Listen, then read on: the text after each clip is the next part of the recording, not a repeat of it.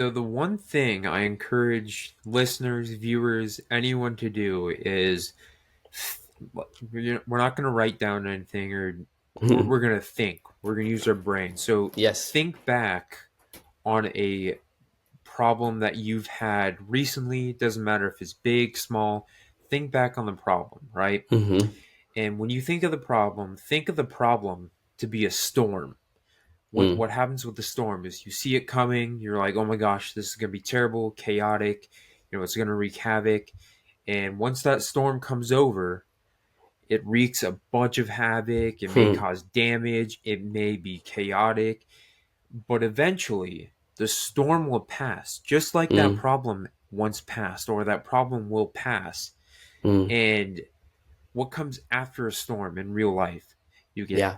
nurturing, you get growth, you get Mm. this like calmness and all this beautiful peacefulness. And there's also a sense of rebuilding because whatever that storm destroyed, you got to rebuild it, or things are just going to stay broken, right? So Yeah. you get rebuilding and you get all these positive things, and Mm. that's what happens when a storm passes. So think about a problem that you've had and apply that analogy, the storm analogy, Mm. to that problem.